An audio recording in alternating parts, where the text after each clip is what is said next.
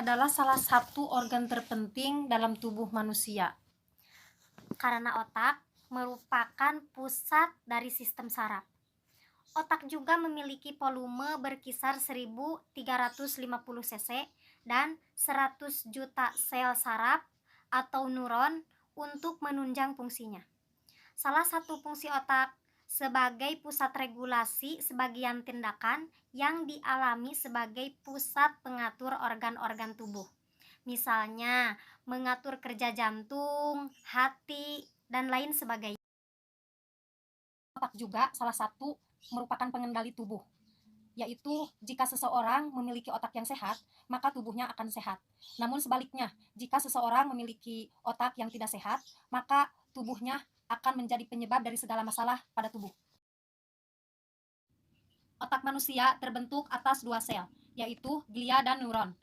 Glia merupakan sel yang melindungi neuron, atau bisa disebut dengan sel pelapis neuron.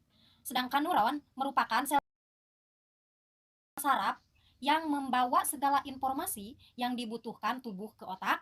Neuron membawa informasi tersebut dalam bentuk potensial aksi.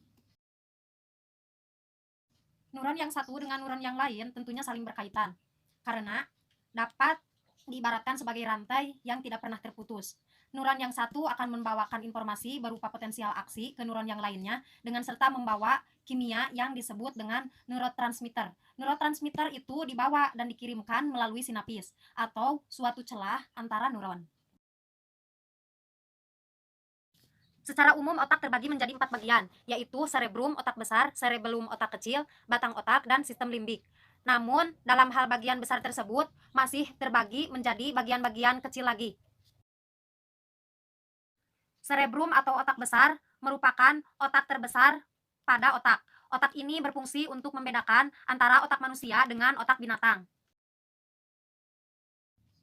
Dengan otak besar, manusia mampu berpikir dan manusia juga bisa mengendalikan perasaan atau pikiran, bisa berbicara, mengingat, bahkan berbicara. Kecerdasan seseorang juga turut diukur berdasarkan kemampuan otak besarnya. Otak besar terbagi menjadi beberapa bagian. Salah satunya ada lobus frontal. Lobus frontal menduduki di bagian otak terdepan dari struktur otak besar. Lobus frontal juga berfungsi untuk kemampuan bergerak, kognitif, perencanaan, penyelesaian masalah, kreativitas, pusat kontrol, perasaan, seks, atau berbahasa, dan juga ada hubungannya dengan perilaku manusia. Lobus parietal berupa otak besar yang berada di tengah, yang berfungsi untuk sensorik motorik, yang berupa tekanan, sentuhan, rabaan, dan lain sebagainya.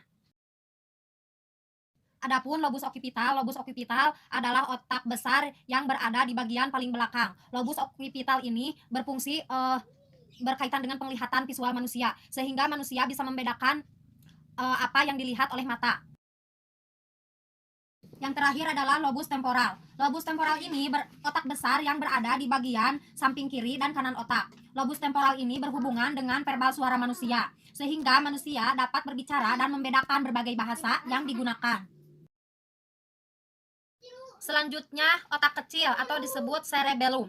Cerebellum ini berada di bagian otak di bawah lobus occipital otak besar, tepatnya di bagian belakang kepala dan berhubungan dengan leher bagian atas. Otak kecil ini memiliki fungsi gerak manusia seperti mengontrol gerakan manusia, mengontrol gerak koordinasi antara otot, mengatur keseimbangan tubuh, dan mengatur sikap dan posisi tubuh. Tanpa otak kecil, gerakan manusia menjadi tidak terkoordinasi, sehingga mengakibatkan seseorang tidak dapat menggunakan otot-ototnya untuk melakukan aktivitas.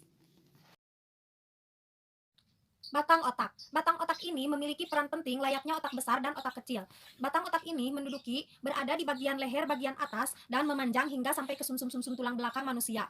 Batang otak ini mengatur fungsi dasar manusia seperti mengatur proses pernapasan, proses denyut jantung, proses kerja ginjal, dan lain visual bagi manusia.